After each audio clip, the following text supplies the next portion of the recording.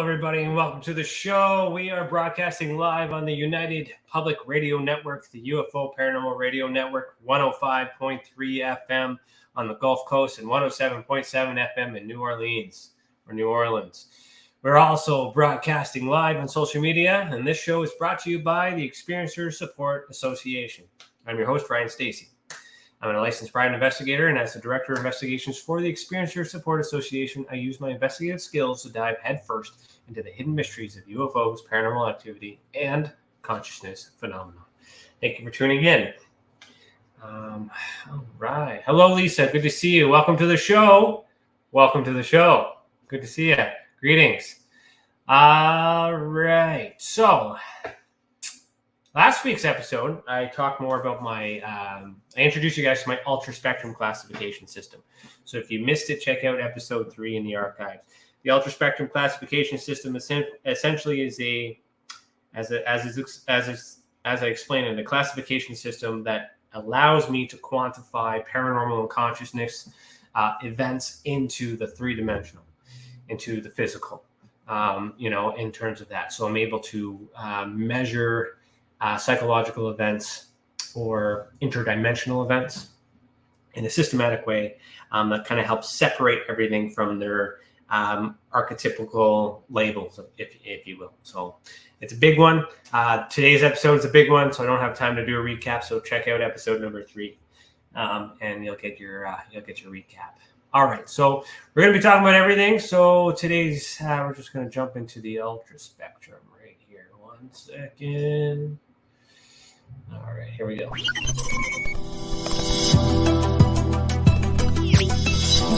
The ultra spectrum, putting it all together. Okay, so on my screen here is our website. If you're listening to this on the radio, again, and you need to head over to www.experiencersupport.org to see this website, as well as follow us on our YouTube channel. In order to see the visuals that go with what I'm talking about. For those of you who are watching, I'm going to over-explain because the people that are listening can't see what it is that I'm showing you. All right, so this is where we're going to go. And if you have any questions or any thoughts along the way, please put them in the comments below. And yeah, what time we got? Okay, we got lots of time. So if you're new to the website is experiencersupport.org. I'll put that in the comments for everybody here. When you visit the site, there's a few ways to get to the reporting system. There's this purple banner up top that says submit a report up at the very, very, very top right-hand corner. Also, if you go to investigations, you can find the reporting system. You should be able to. Oh, you know what? I don't even have the reporting system there. So I'm going to write that down. Add reporting system to menu. All right, so right now, this is the only way you can get it, is hit this big submit button at the top, submit a report. All right, so once you click on that, it's going to bring you to the reporting system.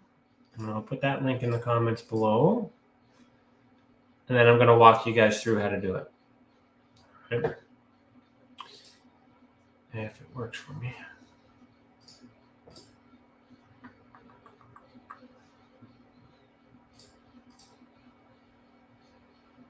There we go. All right, so I'll put that comment here for you guys. So I'm going to be doing a lot of reading for the listeners on the radio. So just bear with me. Okay, so reporting system, submit a report. Your report will be anonymous to the public after it is received. This means that your name or any other specific identifiers that could direct the event to you or to your home personally will not be released to the public. At the very least, you will have a copy of this report for your personal records. All right. So that disclaimer is in there because a lot of people are confused about the difference between confidential and anonymity. Okay. Or private. Jimmy Edwin. What did you say? I thought the aliens abducted you. It's been that long. No, they did not abduct me. I've just been busy doing other things behind the scenes, blowing stuff up, getting people to tell the truth, getting these disclosure things going, helping Canada sort their stuff out. Sky Canada project finally is going, so I've been helping with that behind the scenes. So I've been busy. So basically here, the next little teaser disclaimer we have is all reports are submitted to Blacklight Investigative and Surveillance Services for investigation to ensure maximum protection of the data and the person reporting it. Do you wish to proceed? So if you don't agree to those two things, you can't even get into the reporting system. Why is it sent to that company? Well, that company is my company as well. It's our investigating company, and we have the insurance to protect the information. So it gets sent to Blacklight, and then Blacklight filters it, and then it gets sent back, and then we redact it and protect everything, and then it gets sent back through TESA in order to do the investigations. So that's essentially why that's there. But this reporting system has 3 types of reports that you could do. It's not just one. So the first question is, which best applies to you? I am an experiencer and I want to make a report. Or number 2, I'm an investigator or researcher and want to submit my work for review. Or 3, I'm a victim of a crime and I want to file a report.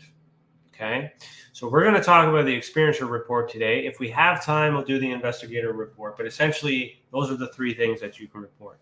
Click on, once you decide what you want to do, the questions will be specific to the report that you choose. Okay, so the first question, how many reports do you plan to make? This question is essential for me to know if there's going to be more, because I'm not going to start the investigation if there are other ones. And if we review back to the last podcast episode where I said that it's mandatory or it's ideal if you report your multiple events separately. So if you see a UFO and an alien, make a report about the alien separate than the report from the UFO. Okay. So this is how you can indicate that. For this case, actually for this scenario, we're going to see more than one. And then you'll see this little tease here that says, this little excerpt here that says, please make a separate report for each event type. Do not combine them. Oops, what happened there? Brought me all the way down to the bottom. Do not combine them with any other experience. If you don't know where to start, please consider the most significant incident when answering the following questions. So that's important too. So if you can't think of all the details in it, just whatever brought you to the reporting system that made you confident to do it, start there. If I need to separate it or get you to do a few other reports, we'll ask you to do that. Okay, but just don't get too overwhelmed. All right, so the experiencer report. Now, if I just say just one, yeah, that's the only difference. So experiencer report. So including yourself, how many witnesses were there at this event? All right, so you have your options 1 through 5 or more. Okay. Are you or any of these witnesses willing to be contacted for more information? Yes or no? So if you say yes, great. If you say no, you have those options there. Have you reported this event to anyone else? You have the choice of yes or no. And then we ask who referred you, right? If you click, we're using conditional logic here. So if you click yes on have you reported this event to anyone else, it's going to ask who you reported it to. It's going to ask if you're satisfied or not satisfied. And we're going to, and because that's important for us to know, because if you've reported to somebody else and they did it a certain way and you don't like it, I need to know that in advance. Because if like this parallel with MUFON, because I used to work with MUFON. So there's a lot of people that don't like MUFON's process, but I do understand MUFON's process. And there are some things that have to be done. And a lot of experiencers don't like it. So sometimes these complaints need some explanation to justify why certain things are happening. Okay, if you don't have anything to say, you can hit no, and then you can continue on. All right, so if you're satisfied, that's great. If you're not satisfied, it's going to ask you to explain why. Okay, who referred you? This is important because we spend a lot of time working with people and put a lot of money out there in advertising. So we like to know how you heard about this, what works the most. Go from there. And then this question is, would you like to report this report to be anonymous, yes or no? So you have, if you say no, then obviously everything that's in here could be shared. If you say yes, we let you know that only statistical data and direct evidence will be used to inform the public. Your personal information will not be released. That needs to be clarified because there's confusion when people think it's not going to go to the public and then some of it goes to the public. So I will explain to you what actually goes to the public when we get to the end here. Okay, so contact information. So what is your first name? What is your last name? What is your date of birth? What is your email address? What is your phone number? Ask if it's a cell phone. If it's a yes, then we'll probably text you. If it's a no, then we'll call you. What do you prefer for contact, email or phone? And then what is the contact information for the witnesses? So that stuff is there. Okay. Then we collect the information for the experience. So where did the event occur? I don't want you to input your address unless the event happened in your home. And if it happened in your home, we will not know it's associated unless you describe that in your body. But even if you describe that in the body, we'll do our best to make sure that that information doesn't come out. Okay, so if it happened at McDonald's or something down, or a highway across the street or something like that, then you put that address because that's where we're going to look. Okay, MUFON likes to collect your address, everybody else's address, your social insurance number, all that other stuff, and it's not needed, and that's only needed if you are working for the CIA and you're handing information over, which is a likely scenario for MUFON. So once that information is inputted, then of course the event information. What date did the event occur? Is it approximate or exact? If you don't know the exact date, don't worry about it. Just be honest. Okay. How old were you when this first happened? Okay.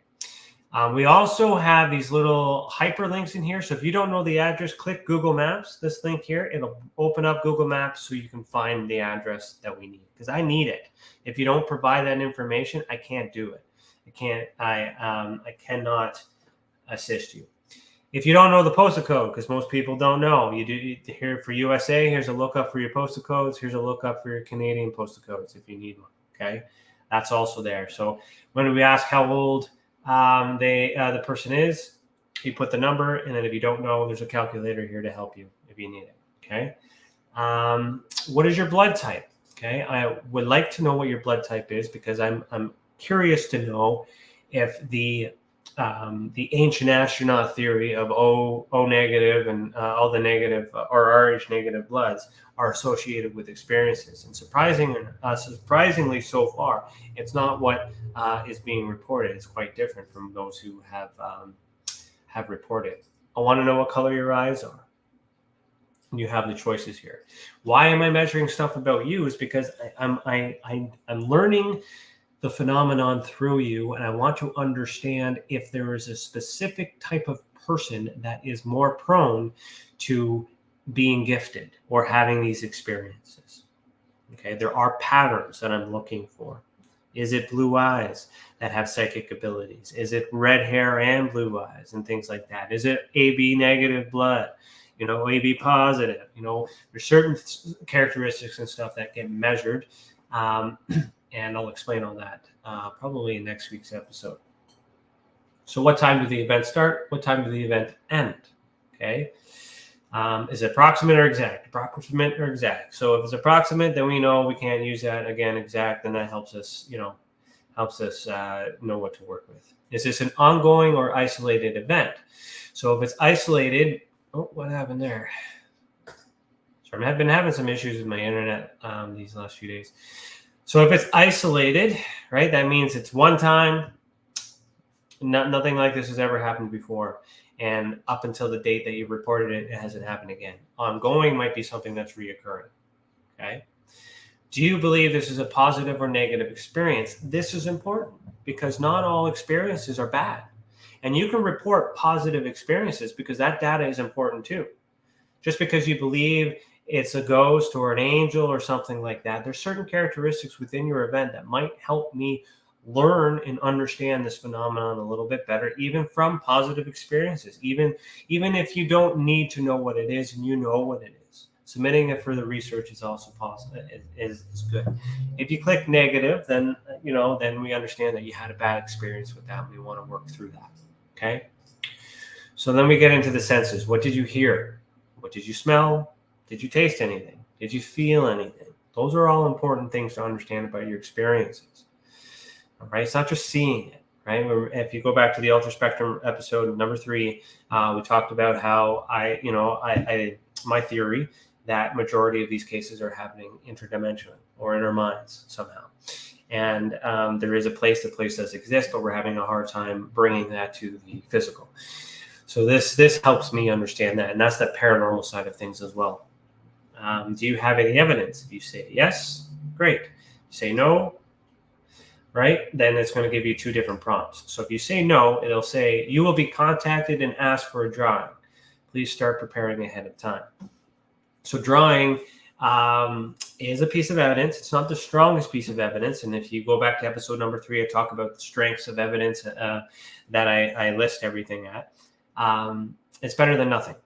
Most people can't get a picture because they're in the experience. It's terrifying. Oh my God, hold on, alien or ghost who's at the end of my bed, who's about to take me aboard this spaceship or out through the ether as an astral projection. Just wait a second.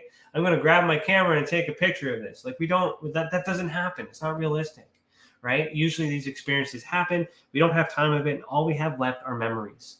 Okay. So if you can remember, draw it down. Because if you draw it and I happen to have a picture that someone has taken that looks similar, I can link them together. Okay. Drawings are still important. All right. If you say yes, it's going to ask you what type of evidence is your best piece of evidence. Okay. Is it a drawing, which is analogical, circumstantial, so opinionated? Somebody said this happened and therefore I'm reporting for somebody else.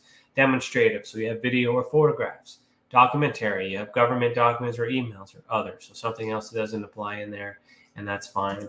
And then you can explain what that is, okay, if you need to.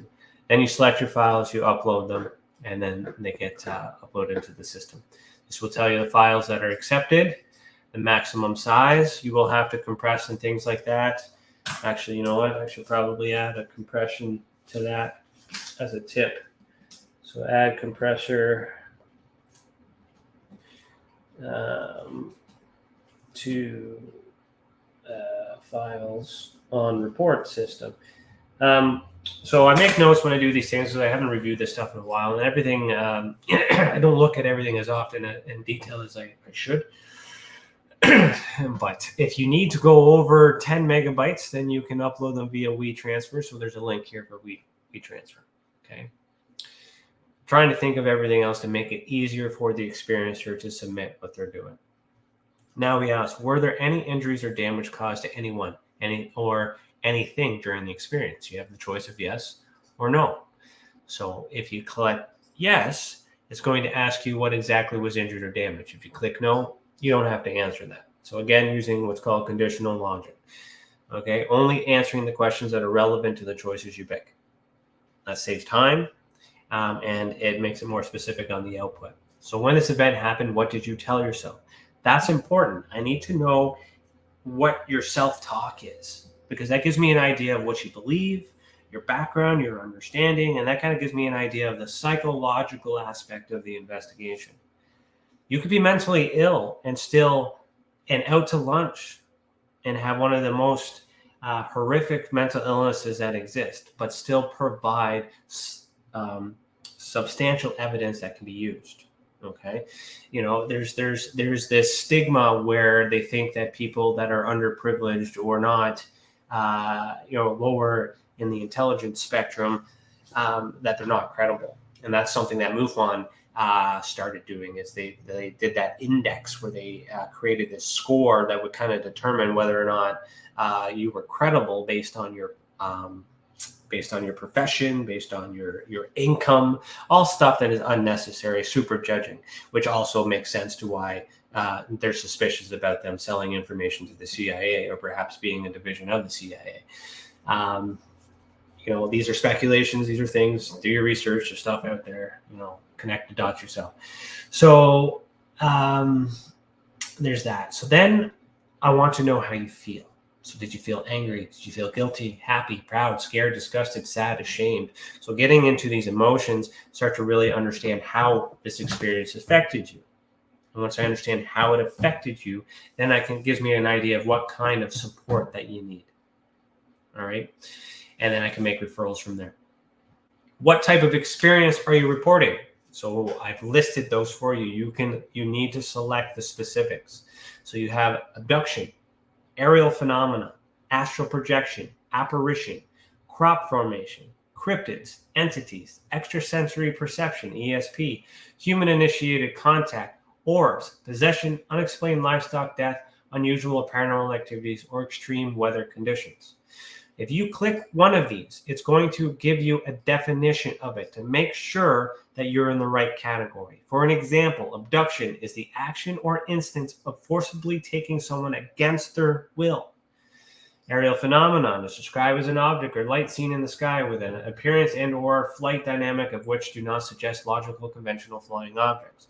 So that is explained for you, so that way you make the right category. If you're like, well, I had an abduction and I had an aerial phenomenon or UFO, that's why you got to make 2 reports. Okay. Then, depending on what you pick, you're going to have clarifying captors. So if you captions. So if you have abduction, it's going to ask you what best describes your captor. Is it a cryptid, animal, entity, extraterrestrial, human, shadow figure, or other? If you were to pick apparition, it's going to ask you different questions. Which of these words best describes what you saw? Ghost, mist, shadow, or other? Okay. So since we're familiar with the UFO community, let's use paranormal as an example. So apparition. Yeah, let's do that here. So we're going to select ghost. And then the next question is this selection exactly what you experienced or different? So if you say exactly, then I know I'm looking for a ghost.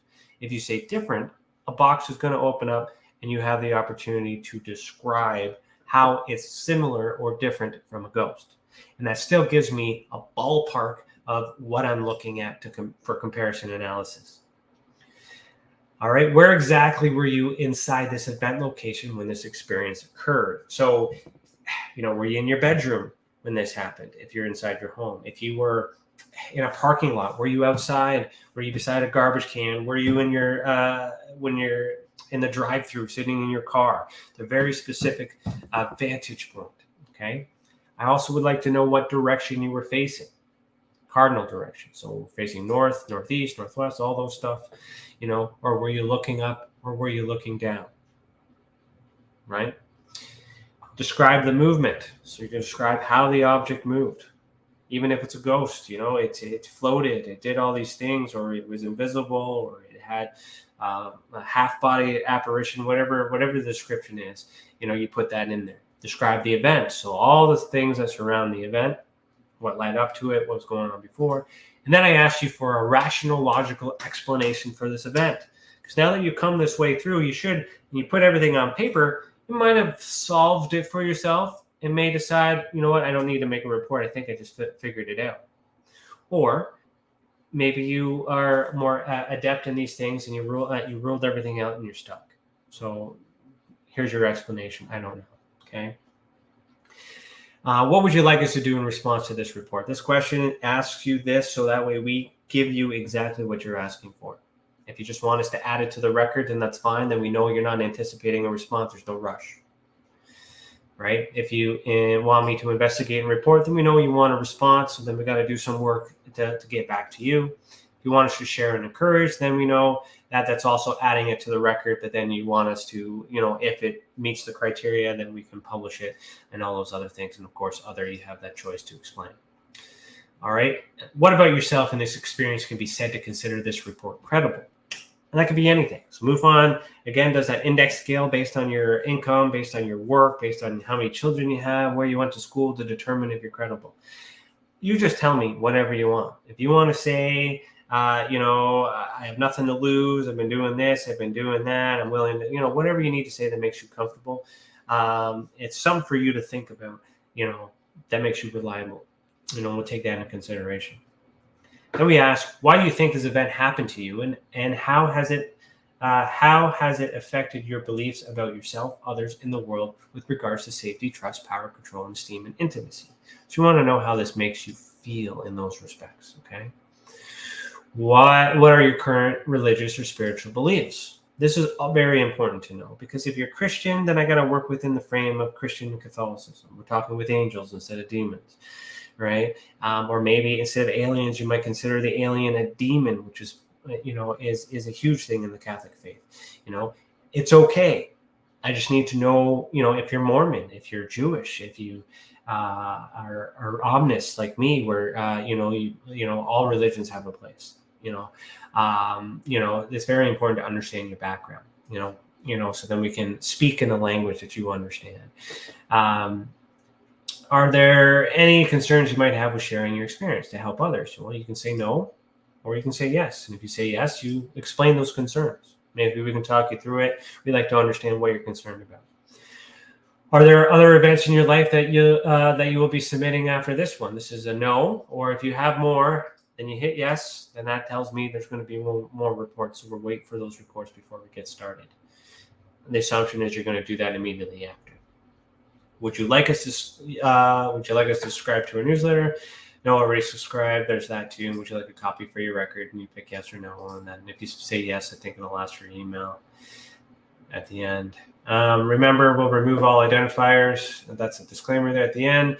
And do we have your permission to share and display any evidence once it's been validated and verified? You can say no, and then explain why. If you say yes, then that's great. If you say no, we want to know why, because why are you making this report if we can't do anything with it?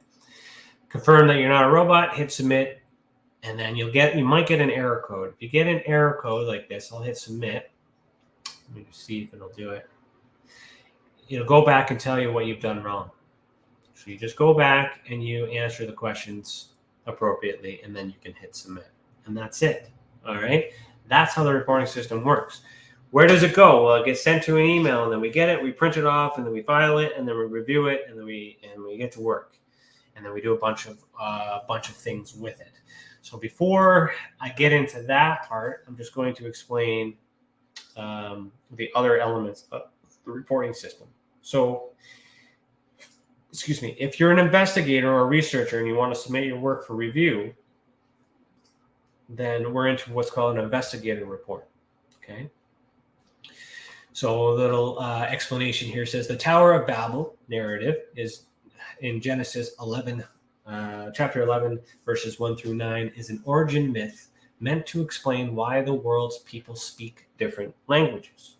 Adopting this philosophy, this report is a focus mission designed to unite and bring all physical and visual evidence together in order to assist past, present, and future investigators in the fields of ufology, paranormal, and paracryptozoology. If you're an investigator, amateur, or professional and want to have your best evidence cases added to our visual evidence database, complete this form below. So that means MUFON can submit their best work for for me to review. Anybody can submit their work that they've already done. And what this allows you to do is work together as a different agency or a different investigator group who may have different parameters and different rules and different criteria for investigations, but it also gives us an opportunity to go back and forth and work with each other to produce something in unison to get it on the website or added to the database. My database is more about quality versus quantity. I want to have the best of the best and the most accurate information that's on there, if I can.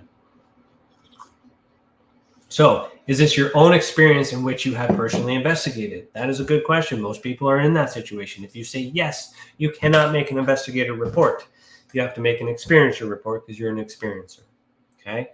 Understand that distinction. I'm an investigator and I need somebody else to investigate my own report. I can do it as much as I can, and that's good for me, but if I want it peer reviewed, I need to use something like this. So this is essentially peer review. So if you say no, then you can give this information. So if you're an investigator, say MUFON for an example, I know what is your first name, what is your last name, what is your email address, what is the name of your organization? That's information we need.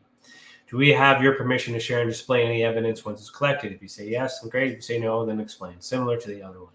What type of evidence? It's all there. You do the same thing there, blah, blah, blah. And then we ask what case file or what is your case file or identification code? So if you work with MUFON, then there's a code. So you put that code in there, and then we can talk to MUFON and maybe work together with that. If it's a different agency or a different thing, the different codes, however that works. What is the name of the lead investigator? That's likely going to be yourself when you fill that out because you're doing that on behalf of your client. And then where did the investigator receive his training? We need to understand the scope and the knowledge of that before we assist. What is the date the investigator received the request from the experiencer to investigate? So like when did your client reach out to you? And then you categorize it, what type of event, the details, the street address, all that other stuff that was asked in the other report. We're asked permission if the witnesses can be contacted through you. We don't need to contact them. We talk to you, and you answer the questions for us through them, unless you give us permission to contact them directly. And we asked if there was any injuries or damage caused during this, because that's important. And then what was the original statement from the witness? So verbatim, we need to know that. Is the testimony verbatim, yes or no? And then what was your disposition of the event? Inconclusive or unidentified? If it was identified, you don't need to submit it to us. Inconclusive, you're confused, you need an assist. It's unidentified, you need an assist, right? What facts have the investigator confirmed to support the evidence to submit this report? So explain to us, why you think this is in this category. What is the investigator's final analysis of the events provided? Explain that as well. The reason for this is so that way I have an understanding of your knowledge, your background, and then I can assist you with this. Now, you may be better at these things, and that's a very good possibility, a high possibility. I'm not the best there is. I may be the only guy in the field right now with who's done as much in such a way in a particular manner currently, but I'm sure there are far better investigators out there than myself. And this also gives me an opportunity to learn from you as well. All right, or perhaps offer a partnership or invite you, because this test is usually invitation only in terms of investigations, to be a part of the team. So here's an opportunity for you to impress me with these questions that you answer to determine whether or not you know what you're talking about. And if you don't, then I'll help you. I'll let you know what I need, and we'll work with you and do all those other things. Okay, so that's how you do that one. Now, I see some questions in there. I'm going to get to those questions in a minute. And thank you. If you have any others, please do that. I just want to finish this part here. Now, if you do the third part of the reporting system, it says, I'm a victim of a crime and I want to file a report. So that one here, crime report, says within the paranormal UFO communities, there have been several acts of crime that appear to go unnoticed. If you are or know someone who is a victim of any crime, report it. Where something stolen from you, where you abused, where you bullied, these are all criminal offenses and things like that. This is where my private investigation company can kick in there and assist in laying some charges on stuff. But you got to have proof, and you got to have evidence, and you got to take accountability. All right. There are a lot of people that want to have anonymity in here, which is fine as long as the evidence gives us enough lead to make it public or do something that we need to do to put an end to it. This is where I get the opportunity to investigate some of these big people here and be legally protected, because it's a request, and go from that. So what is your relationship with the victim, the victim's first name, and all these other things? So it's a lot similar, okay, to those questions. There's 3 different types depending on what you're doing. All right. So what am I doing with the information?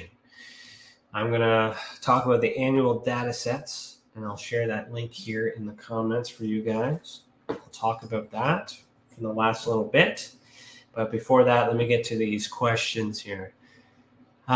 Jimmy, Edwin Redick, I'll just call you Jimmy, says, keep up the great work. No one digs harder for the truth than you, it seems. Well, I appreciate that. As I mentioned before, there's many people in this field, many different ways. There's many different outcomes. I do work hard. I doubt that I'm the hardest, worker. Who knows? I have no way of knowing that, but I appreciate you acknowledging the effort I put in thus far, and I appreciate that. Thank you. Jimmy also says, is your cat still doing well? Can we start a fan cat page? Is he still around? Yeah, my cats are still around. I don't have the time to do a cat fan page, but if you want to, do something like that, for sure. When you got to write a long overdue UFO best-selling book? Wow. I have 2 right here that I've already done. These are my reports that I've done for the year 2020 and 2021. I am working on 2022 and 2023 right now. I just received my last batch of declassified documents from the Canadian government, so I'm able to do that. And we're going to talk about that with these data sets when I get in there. Lisa says, I put my name in to be on Beyond the Tinfoil Hat on June 18th. Awesome, Lisa. I did see that, and that's good. That's good that you're going to be on the show again and be interviewed by Danny. He's got a different approach, and he might, it'd be good. Good to have you back on. All right, Jimmy, you said, do you think the world could handle a full disclosure? And if so, why? Does religion hold those in the know from coming forward with the truth? All right, let's break this down. So do I think the world could handle a full disclosure, and if so, why? So a full disclosure, well, I believe that disclosure has already happened. I've just finished going through the Arrow report from March 8th and indexing that on our website. So it can be searchable, and I bumped out all the person, places, and things on that, and identified all the declassified objects that they mentioned in that. And I think that's pretty telling that they've disclosed what they know. That's it. NASA's done it. Canada's about to do it in July, so a month from now. It's going to be a huge thing, Canada's report, which I'm excited to finally see that. I've contributed my work to that as well, so hopefully some of that is in that. Maybe not. I don't know. It's the government. It's their discretion, but they know what I'm doing, and they know I exist and whatnot. So unless Canada knows something that the U.S. doesn't know, it's likely they're going to follow suit. So full disclosure has already happened, in my opinion. And the world can't handle now the small world we call ufology and paranormal might not handle the answer that they got because they're experiencing something and they know their experience is true, and they think the government is covering it up based on all these other things that they've done in the past, or these other omissions, or these other misconceptions, or these other things that get in the way. So it's hard to police that when the belief is so strong, and without knowing everybody's evidence or everybody's event, it's really hard to say what's going to happen. So we kind of got to wait and see what happens.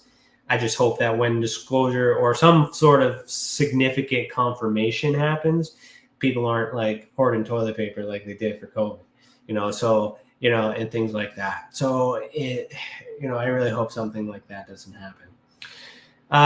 Does religion hold those in the know from coming forward with the truth? Well, maybe the great bodies who, like the Catholic Church, like the Pope or something like that, could have, some laws or some hidden passages somewhere that prevent them from those who know from telling.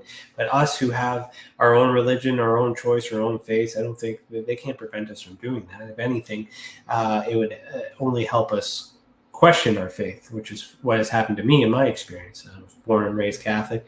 I still am Catholic rooted. I'm going through to be a Knights Templar right now, and I'm just waiting to receive the final 2 orders, and then to been knighted already. But I just have to complete the degrees. But that particular part of Masonry is Christian. But it's not. It's more Christ consciousness than anything. So that doesn't have control over what I do. I think the people have control of that. People have religious views, people have religious values, but the religion itself, government is religion, ufology is a religion, paranormal studies is a religion. These are religions. So, you're talking about an all or nothing scenario here. This is a deep question. I appreciate that, but we gotta break that down. All right, so I answered all the questions so far. You got any more? Send them up. I only got a few minutes left, and then I got to do my stuff that I'm supposed to say to end the show, and then we'll continue next week. So what do I do with that information? So in the past, 2019, 2021, I've released a few different types of reports. My first Ultra Spectrum Paranormal report, I believe this whole thing is free right now, or parts of it. But I measure, I quantify. how many were identified, inconclusive, unidentified, how many things were seen, where they happened, in so particularly in the world, some Canada, England, United States. Even though I'm Canadian focused, I still get reports from all over the world. 7 events reported in 2019. So this is what I do with the information. I release these reports that give you a data, give you trend, give you patterns, and it helps me understand based on the data I've received, and of course it helps others understand what's actually going on. I provide an analysis, what I think about it, all these other things. So that's something that you can look at. So I'll give you, for those of you, this is the 2019 one. I am working on another ultraspectrum report that's going to be encompassing 2019 up to present time. Just got to find the time to do it. I'm busy. Then I get into the Canadian Current Event Survey. So I've done that 2019, 2020, 2021. If you are interested in a sample of either of those reports, you can also see that. And then this is specific for Canadian government reported sightings from declassified documents reported by our Transport Canada. So this is a specific report on government only sourced information, whereas the ultraspectrum includes everything, civilian and government. All right. So same idea, data collection, and then explains that. Now, if you want to purchase the full reports, you can click on these pages here, and you can get your copies on that. So here's my most recent one. You can get that on Amazon. You can get it on Kindle for free, I think, right now. Yeah, it's free on Kindle. We get royalties for the pages you read if you actually read it. If you want a hard copy, it's right there. For you on radio, it's called the Canadian Current Event Survey. Best thing to do is go to Amazon, type Ryan Stacy UFO, it'll pop up. So there's that. I have a copy of those right here. So I'll use this as an example to show you guys what's inside that those reports don't show. And if you're listening to radio, unfortunately, you're SOL. So, I also have declassified documents in here. I break them down, all those other things to explain to you, what they mean, why they're placed that way. And then I try to solve them based on the information that was provided. And then I do a comparison and all that other stuff and what have you, and explain to it. I explain my work. So and I show you how I solved it, where my evidence came from. And if you agree with that, then great. That's all there. You can get those on Amazon. Okay. Why is that important? What are you paying for? Okay. So we get into this struggle where it's like, this information should be free,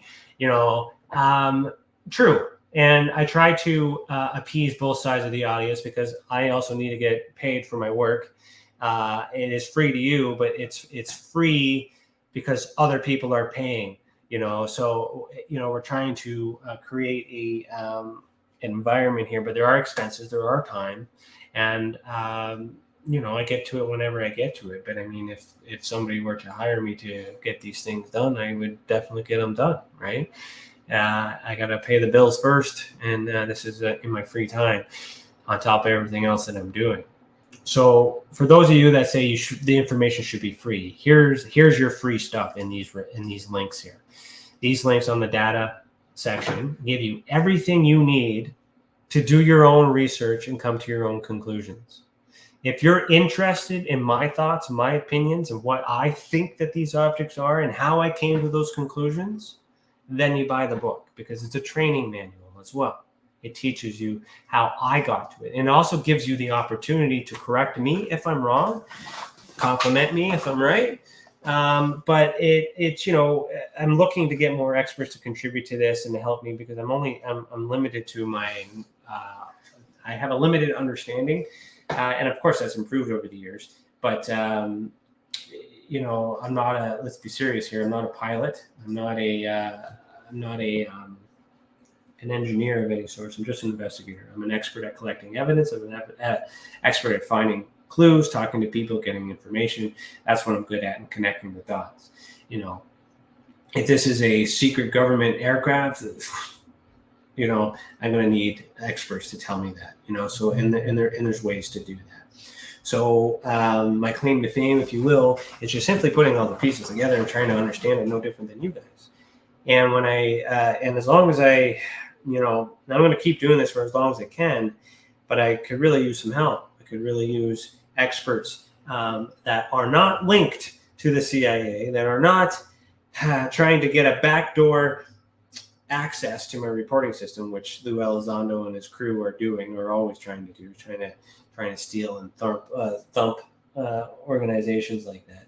There's trackers out there. It's really easy to figure out, that these disinformation agents out there are really trying to destroy ufology. And I understand that. The ufology as it is does need to change, but it's in the wrong hands. Lou Elizondo and his crew, in my opinion, are the right people to have that information. But, that's my opinion based on what I've observed and what I've seen and all that other things. It's your report, it's your information, it's your data. You do whatever you want to do. Share with as many people as you think. But just remember what you're giving away. It could potentially be leaked. It could potentially be stolen. Nothing's safe in this world, unfortunately. So that's where we're at in terms of what I do with the data. I'm going to get into cases, and I'm going to show you guys what I've done. So I've got a few minutes here before we close up. I'll show you what I was working on for the last few weeks. I'm writing an article right now about the specific Canadian content in the Arrow document. So for those of you who remember, that Arrow had a report on the historical record of U.S. government's involvement in unidentified anonymous phenomenon, UAP. So that document came out March 8th. All right. So I just finally added this one to the database. This one took me a while because it's a lot of freaking pages, but I wanted to spend 63 pages to be exact. I wanted to spend the time on this document because they did the time to do the history and the research and to declassify all the things in one single document. And as an investigator who can't source all these things all together, this was a really good document to help me understand what they know. So then I can compare that to what I'm doing and focus more on what they don't know or what we haven't learned yet. It's transcribed, so it becomes keyword search. So you can search at the top there and find certain words in the database, right? Or you can read the document yourself if you need to. It's quite legible. It is a long one. But if you scroll all the way down to the bottom, the main thing that I'm doing here is I'm keeping track of the persons that are mentioned, the organizations that are mentioned, the places that are mentioned, the objects that are mentioned. Okay, this is where I start to get my patterns. This is a big chunk of information, right? And then this helps me build what's called my, my declassified document points of interest page. Okay, which all can be found on the TESA website. So I'll just click that link here. So every person, that is mentioned in a document that gets declassified is indexed here. So this person is Anderson. So he's a constable for the RCMP. Anderson has been mentioned in 2 documents. So this is a running list of how many times. Bill Clinton has been mentioned once out of the documents that I have so far, and that's in the Arrow report. So they'll just let you know. C.J. Davis is a corporal for the for the RCMP, supposedly. No, corporal is military, but was mentioned in 5 documents. So to me, this is a significant person because he's mentioned a few times, which means he's been present a few times or involved a few times. And I'm assuming it's a he. It could be a female. I don't know these initials yet. And the nice little thing about this thing is, as I get more documents indexed into the system, not every declassified document is declassified the same way. So eventually I might see a name, J. Davis, and I'll know that is the same J. Davis, C.J. Davis in these other reports by indexing it this way. Then I can identify who that C is. Understand? This is how we get the answers from the stuff that has been redacted So the same thing, same concept is done with organizations. So APRO was mentioned. Who's associated with APRO? That's important. All right. Canada Coast Guard's mentioned, civilians, AB Row Company, AVRO. You don't know what that is? That's a Canadian flying or British Canadian flying saucer. The Boeing Company's mentioned, Lockheed Martin's mentioned, Department of Defense, all that other stuff's all there. So all that stuff's mentioned. It's listed. If you're interested in places, so these are the places in which these documents take place or are mentioned in here. So we're getting patterns that way. And object. This is a big one that I like from this aerial report because I got a lot of objects here. So aerial activity. These are words that are being used to describe these objects. Cylindrical object. All right. Flying saucers. That term was used multiple times. High altitude airborne object. That was also used multiple times. Other terms used to describe these things are interstellar vehicles, meteorites, off-world technology, spacecraft, spaceships, strange objects, unidentified anonymous phenomenon, unidentified flying objects. So like even the category or the description of these things aren't constant, but they all fit in my ultra spectrum classification system under the word aerial activity or aerial phenomenon. Okay. It could fit under UAP too, but I mean, apples and oranges, I guess. We got some aircrafts, all right, including some of the secret projects like Lockheed's Oxcart, Nighthawk, Blackbird, Dragon Lady, all those. We also have some balloons that were identified. We have some drones that were identified in that. So there's a whole bunch of things that have come out here, which is great. This is perfect. Then we have projects that came out of this. Operations, panels, programs, like Kona Blue, Skunk Works, we know this stuff. These are all buzzwords, right? Projects, Apollo, Aquatone, Bear, Blue Book, Dragon Lady, Gemini, Grudge, High Dive, Magnet, Manhattan Project, Mercury. So these are all projects that came out of these documents, and now that is now added to the report. And that helps index everything. All right.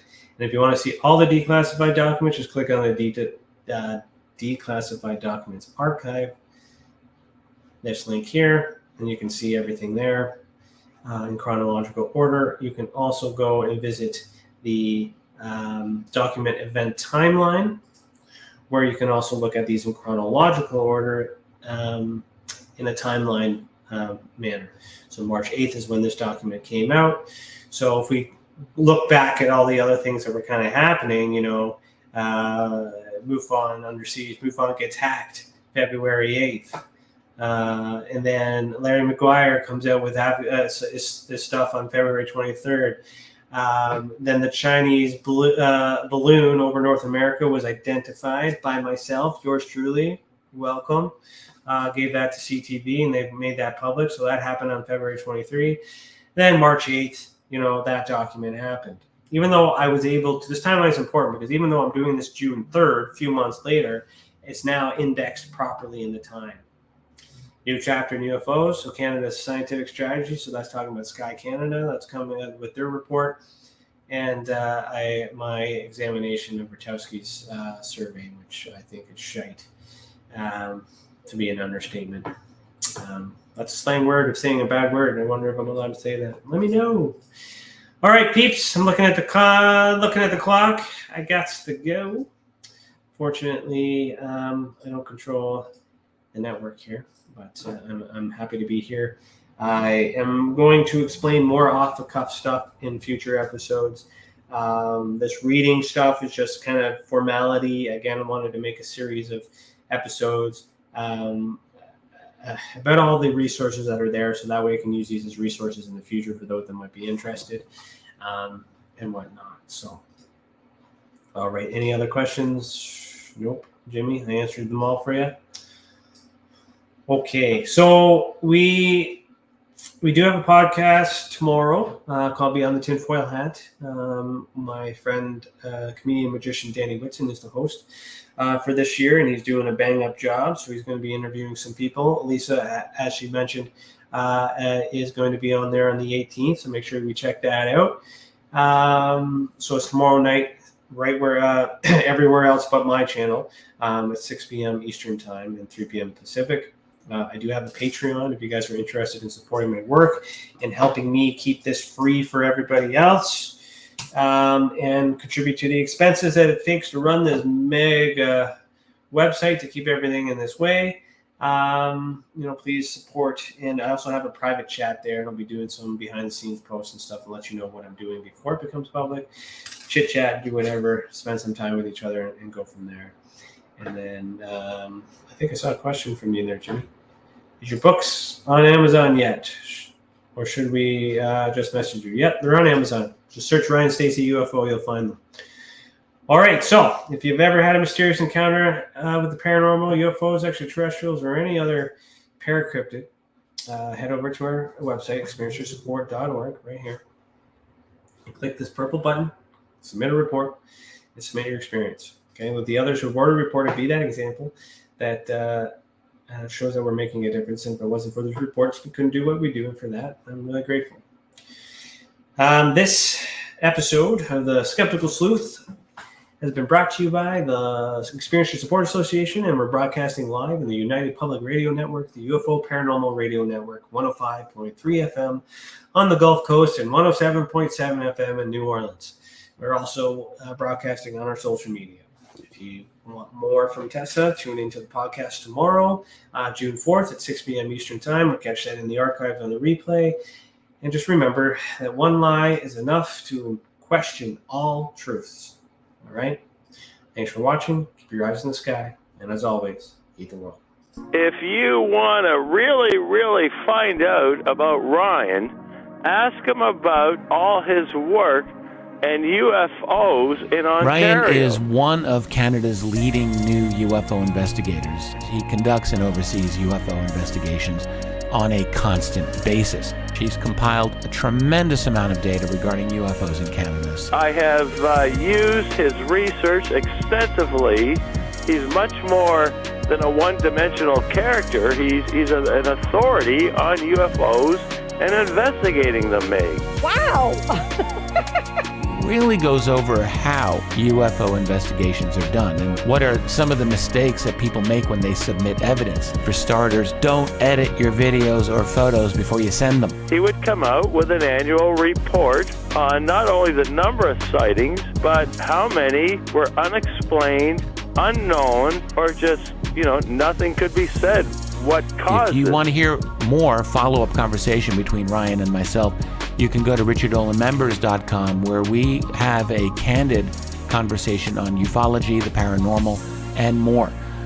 And remember, while we learn and grow and search for the truth, let's be good to each other.